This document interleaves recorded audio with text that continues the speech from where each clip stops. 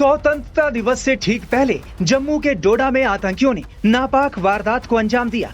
आतंकियों से मुठभेड़ के दौरान सेना के कैप्टन दीपक सिंह शहीद हो गए। इस दौरान एक नागरिक भी घायल हो गया, जबकि 4 आतंकियों के मारे जाने की खबर है। डोडा एनकाउंटर में शहीद हुए कैप्टन दीपक सिंह 48 राष्ट्रीय राइफल से थे। वो डोडा में असार फॉरेस्ट एरिया में चल रहे एनकाउंटर में टीम को लीड कर रहे थे।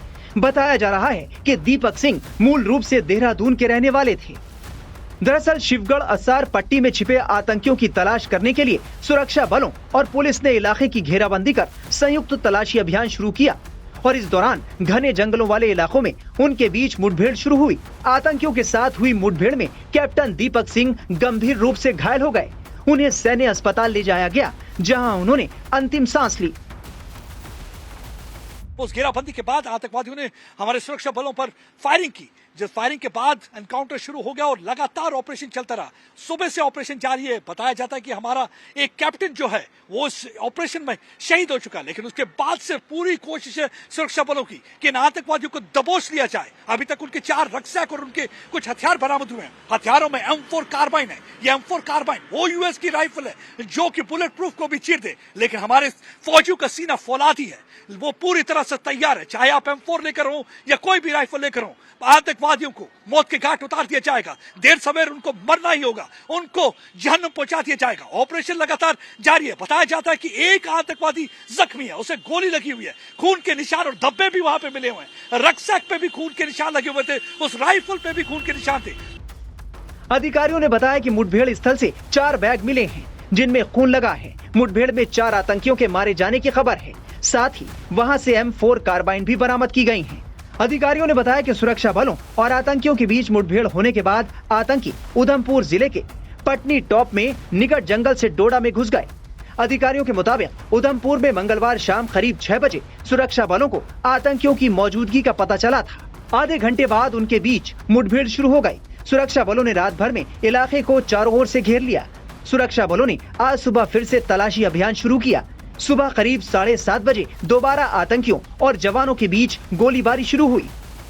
इन गतिविधियों को देखते हुए हमारे रक्षा मंत्री राजनाथ सिंह ने आज दिल्ली में साउथ ब्लॉक में एक मीटिंग ली, जिसमें national security adviser Ajit Doval, उसके साथ साथ army chief general Upendra Dwivedi और बाकी डिफेंस सेक्रेटरी भी मौजूद थे। इसमें उन्होंने डिस्कस किया कि किस तरीके से आतंकवादियों का सफाया करना है, किस तरीके से उनको कुचलना है, क्योंकि लगातार आतंकवादियों और पाकिस्तान की पूरी कोशिश है कि यहाँ पे गड़बड़ी फैलाई जाए, जम्मू के इलाके में खासकर गड़बड़ी फैलाई जाए। देखा जाता है कि 23 के करीब जो है लोग मारे गए हैं आतंकवादी गतिविधियों में, जिसमें हमारे 12 के करीब फौज के आला अफसरान के साथ साथ कुछ और भी लोग हैं जो इसमें जख्मी भी हुए थे। लेकिन हमने देखा है कि लगातार पूरी कोशिश है हमारे सुरक्षा बलों की कि इन आतंकवादियों को जड़ से उखाड़ दिया जाए। ऑपरेशन वहां पे जारी। जंगल का इलाका बहुत ही मुश्किल स्थिति। पाकिस्तान के आतंकवादी कहीं भी छुपे हुए हैं। उन आतंकवादियों को ढूंढ निकालने की पूरी कोशिश, पूरे जंगल के इलाके को खंगाला जा रहा है और पूरी तरह से ड्रोन का इस्तेमाल किया जा रहा है, ताकि ड्रोन के जरिए उनकी मूवमेंट को लोकेट किया जाए, ताकि उन आतंकवादियों को जल्दी से जल्दी मार गिराया जाए। बताया जाता है कि इस समय 130 के करीब फॉरेन टेररिस्ट यानी कि पाकिस्तानी टेररिस्ट जो हैं जम्मू कश्मीर में ऑपरेट कर रहे हैं, जिसमें 70 के करीब बताया जाता है कि जम्मू के इलाके में ऑपरेट कर रहे हैं और लगातार इनकी कोशिश है यहाँ पे गड़बड़ी फैलाई जाए। यानी कि 15 अगस्त से पहले उनकी गड़बड़ी फैलाने की जो पूरी हरकत थी उसको पूरी तरह से निस्त नाबूद कर दिया है, क्योंकि उनकी कोशिश थी यहाँ पे गड़बड़ी फैलाई जाए, यहाँ पे किसी सिक्योरिटी इंस्टॉलेशन को टारगेट किया जाए। लेकिन जैसे सुरक्षा बलों को उनकी नीयत का पता चला, उनके मंसूबे का पता चला, उन्होंने ऑपरेशन लॉन्च कर दिया। इस समय आतंकवादी छुपते हुए भागते हुए फिर रहे हैं। एक आतंकवादी जख्मी है। पूरी कोशिश है सुरक्षा बलों की कि जल्दी से जल्दी उनको उनके ठिकाने से निकाल के मार गिराया जाए। ऑपरेशन इस समय जारी है और यहाँ पे मीटिंग का सिलसिला भी चल रहा है और मीटिंग में डिस्कस किया जा रहा है किस तरीके से काउंटर इन्फिल्ट्रेशन को पुख्ता और मजबूत बनाया जाए, किस तरीके से इंश्योर किया जाए कि आतंकवादी घुसपैठ न कर पाए और किस तरीके से काउंटर टेरर किट को भी इतना स्ट्रांग बनाया जाए कि आतंकवादी अपनी हरकत में कामयाब ना हो, अपने मंसूबों में कामयाब ना हो, क्योंकि लगातार उनकी कोशिश है कि जम्मू में गड़बड़ी फैलाने की कोशिश कर रहे हैं। वो यहाँ पे एटमॉस्फेयर को कमलाइज करना चाहते हैं, यहाँ पे अमन अमान को खराब करना चाहते हैं, यहाँ पे लोगों को तकलीफ देना चाहते हैं।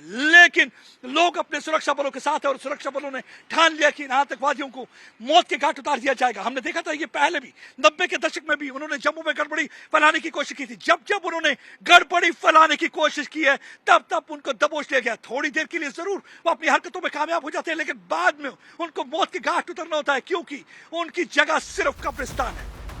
बता दें कि डोडा जिले में पिछले महीने सेना और आतंकियों के साथ मुठभेड़ हुई थी। गंभीर रूप से घायल हुए सेना के एक अधिकारी समेत 5 जवानों की इलाज के दौरान अस्पताल में मौत हो गई थी। स्वतंत्रता दिवस से पहले जम्मू कश्मीर में सुरक्षा बलों को हाई अलर्ट पर रखा गया है।